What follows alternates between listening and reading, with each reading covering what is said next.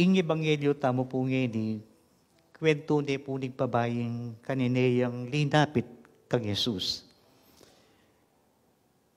Ing kayang kayadwanan, pakayapan ing anak ng alipana na ng demonyo, lawen-lawen kaya po ngeni, uling makapanahon niya yung Paris Olympic na po.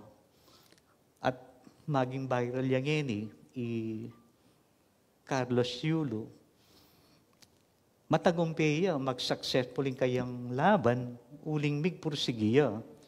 Anya ko kumpara kay ngeni ing babae ngayon ni Makanidiya. Kumbaga kim boxing yewari, ating round. Round 1, round 2, round 3, kakitang mayariya, ing laban. Ing round 1, makapunto siya ing Ginoong Yesus. Isinabi na, mituburan kumu, bukod ka rin tupang melili na ng Israel. At kadwa na dito, balamu, kitang kayadwa na ng mumuna, o tigit kayong balamu, insensitive yung Ginoong Yesus. Kung baga balamu, balabalugbog ne, ing babaying linapit, uling ene kalahi. Ing kadwa, ang punto, o king second round, di nga lagad na ng Ginoong Yesus, ila naman ding bigbuli, king babayi kanineya. Ngara, palakwan mo ne, balamu nga siyang ne kangit, kakawung yang kakawung, ngara, palakwan mo ne, may ang bala tamo king kaya katamong lakad. King katlong round, ing Ginoong Yesus yan na naman yung miniskor. Sinabi na, mituburan kumu, kareng tupang melili na ng Israel. In fourth round, agaking katatawlian, ing babae yang sumambot. Baka na niya sumambot. King fourth round, sinabi na ng babae, tutupoy taginu. Ang yang day ngaso, makapangano man bumog, king lamesa na rin karelang mo. Kadwa, may nigapunay naman pasibayo, may kisabi ang mayap. At may kisabi na, sige na, bangka dito, ing anak ko kumayap ya. At ing katlo, nung makanan yung sumambot, ing babae, ikuha na nga palambot puso, ing ginutamong Yesus, king makananong paralan. Ikit na ning Ginoong Yesus, nung makanano kalalam ing kasalpantayana na ning babae. Nano yung pupunto na ning babae ngayon ni kiyakatamo. At inyang tuturuin ni kiyakatamo. Mumuna, ing tuturo na kiyakatamo ning babae kanineya, agyangene kalahi, ini. Neng manyawad tamong pabor kay ngapong Ginoo. Minsan masusubok tapa mo. Na naman agad dibiyan ni ngapong Ginoo, itang adwan tamo. Lawe nakatapa mo, nung nino kiyakatamo ing tunay mapibabata, nung nino talaga ing tune, susuko king laban. Lamin niya, agyang mga pakarinay king Ginoong Yesus yung babae, binuli ding alagad, no, pinsinan. Ing masala king isip na ding babae, kailangan kong maiping anak ko. Agyang nanong malyari, gawan ko. Nung malyari kong siklot king harapana, gawan ko ing siklot ko king harapana, para mo kumayapiya ing anak ko. Totoo na namang gewa, big paralampuya, at ketang gewa na din babae nga ito, kini, may knockdown yung Ginoong Yesus. Makanano kung sinabi kong may knockdown yung Ginoong Yesus, babae, kalalam na ning kasalpantayanan mo, na yung rin nasabihan, ikwane kapanandaman yung Ginoong Yesus, uling iya sinuko. Kaya sinabi na kaya, kaya ng oras mo rin ngayon, ing anak mo, kumayap iya, pauli na ning kasalpantayanan mo. Nano yung pupunto na nini kaya katamo pakamahalan kong kapatad. Amang kaya din mo muna, na yung lalapit tamo at manyawad pabor kay nga pong Ginoo. Kailangan niya ing matibay kasalpantayanan. Tamo susuko. Tutubisan, bala mo araranasan tamo itang malangiing pakibat na nga pong Ginoo kaya katamo. Bala mo nakatamo pa akirandaman, uling bala mo, nakalya siguro concerning nga pong Ginoo at iya masyadong prioridad ing kanyaran tamo. Alipo, itamongan prioridad na katamo ni nga pong Ginoo. O ba't paminsan-minsan siguring ko tangkini, o ba't agad may dininan pakibat di nga adwan tamo. Siyempre po nga pong Ginoo, mapanyubok ya, mapamiro ya. Papamiro nga pong Ginoo. Patang biniro na ka, naman po rin na sabihan nini, ka special kayo. Lako, tamo po ita. Istong biniro na ka, imo rin na sabihan, lalo kang special kaya, uling, may pili ka, kaya tama kanya na klaseng kapagsubukan at inggap tamo.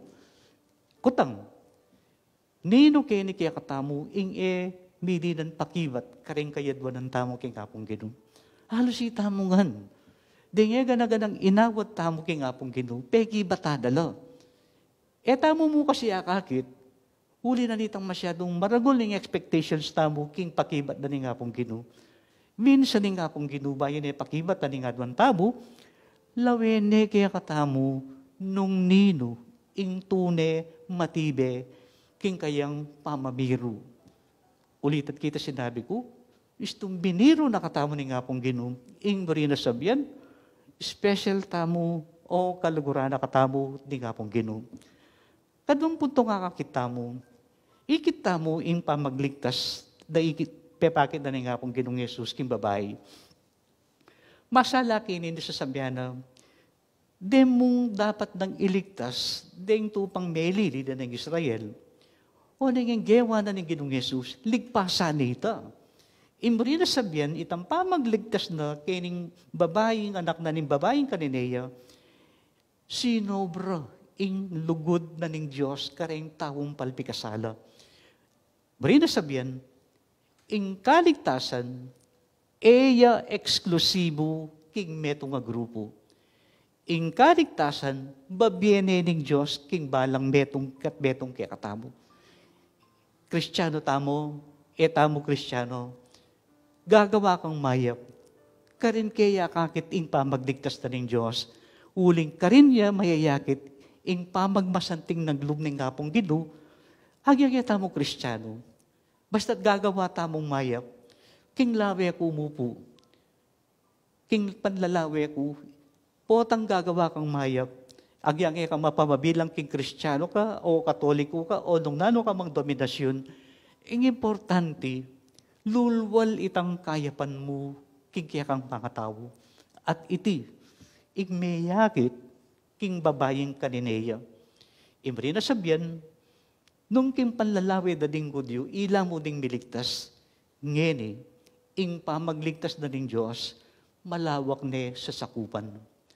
King katataulian, ikitabo ng makanan ng pekibat na ng Ginoong Yesus, ing pakibat na ng kayadwa na naking babaeng mediga po kaya. Mapila na yeldo, pegmasusyan being clergy day. Bitipon tipong kaming pari, king chancery. Naging kasaya. O nga ating kung ara ka, meto nga captions, ketang kahi ng St. John Mary Vianney, ketang diary na. Ketang makapaskal kasi ka rin. Nung i-translate kita makaniniya po. King harapan na ng Diyos, pulubita mo.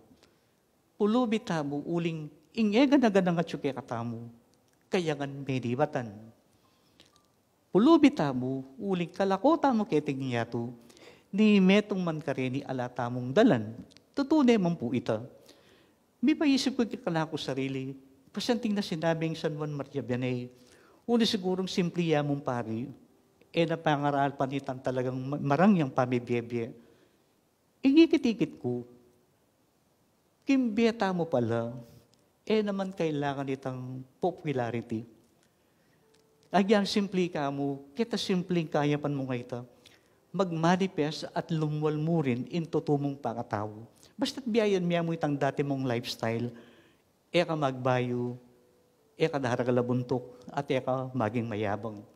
At kaya ang punto nga ito, karin mayakit, talagang itamongan, pulubi tamongan pimpalaking harapanan ng Diyos, makalalo tamong mikaatinan, potang lulunusa na katamo ni kapong Ginoo. King nanong klaseng lunos, ing kayang lugod, king balang metong at metong kaya katamo. So sana po, king balalamisa ngayon adwan tamo kini king kapong Ginooing busdino rin puso tamo, lalong-lalo na, karayang kapatid tamong mangailangan, karayang meging kapatid tamong biktima na ning kalamidad ning bagyong Karina.